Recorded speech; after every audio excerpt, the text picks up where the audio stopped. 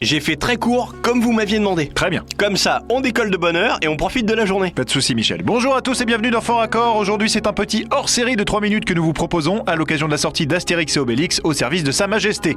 Et tout ça en compagnie de Michel, bien sûr, le spécialiste technique de l'émission. Bonjour Michel. Bonjour Michel. Alors je me suis refait tous les Astérix et je vous ai sélectionné une petite gaffe dans chacun des films, avec une petite surprise pour la fin. Super Michel. Et je commence avec Astérix contre César. J'ai pas eu besoin d'aller très loin. Dès le générique du début, il y a un souci. On est en 50 avant Jésus-Christ et pourtant, on peut voir que des véhicules sont passés par là. C'est l'équipe du film qui a fait ces traces ? Il y a des chances. Allez, je m'attarde pas plus longtemps sur ce film et je passe au suivant, Astérix Mission Cléopâtre. Ouais, ça va être bien. Ouais, ça va être bien. Ça va être très bien même. Dans cette scène, nos amis sont dans un ascenseur un peu rudimentaire. Ce qui m'intéresse, c'est cette pièce d'or sur le col de Jamel. Regardez bien sa position.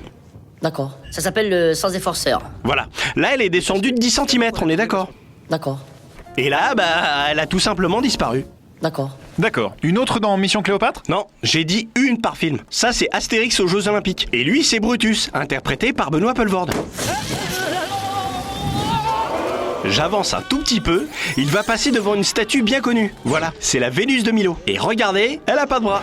Oh, Michel, tout le monde sait ça. Enfin, Michel, tout le monde sait ça. Bah oui. Sauf que, cher Michel, dans le film, elle est encore censée les avoir, ses bras. Puisque c'est Astérix, 2 minutes plus tard, qui lui coupe le bras droit. Tac. Et c'est Obélix qui, 1 minute plus tard, lui arrache le bras gauche. Il y a donc bien une erreur de continuité dans le film. Ah ok, autant pour moi. Ah ok, autant pour moi. Très marrant. Bon, j'imagine que vous avez terminé ? Non, car j'ai trouvé un petit faux raccord dans le nouvel Astérix. Bah, il est pas encore sorti, Michel. Je sais. Attends, vous l'avez piraté ? C'est grave ça, Michel. Le piratage, c'est du vol. Ça tue le cinéma. Ça fait diminue l'afflux sanguin et provoque l'impuissance. Ça va, on connaît. Vous vous trouvez spirituel ?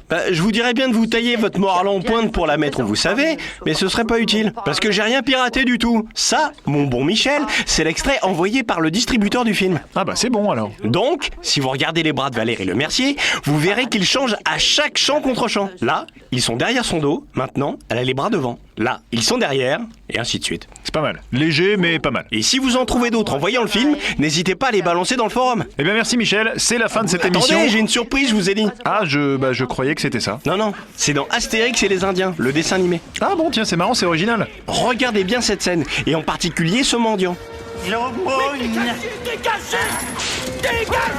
Ah, c'est dingue ce truc. De quoi j'ai pas vu. Attendez, je rembobine. Voilà. Ralenti. Regardez ici.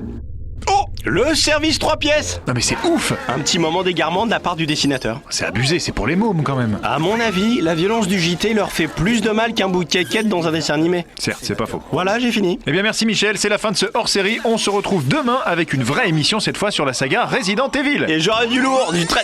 De quoi demain? Bah oui, aujourd'hui c'est le hors-série. Ouais. Et demain c'est la vraie émission. Quoi? Mais j'ai rien préparé moi. C'est une blague. Non. Eh ben, vous avez encore la journée pour le faire, Michel. Et quand est-ce qu'on va aller au parc Astérix? Bon, visiblement vous êtes sous l'emprise de la drogue. Je reviens demain, tâchez de préparer une bonne émission. Attendez!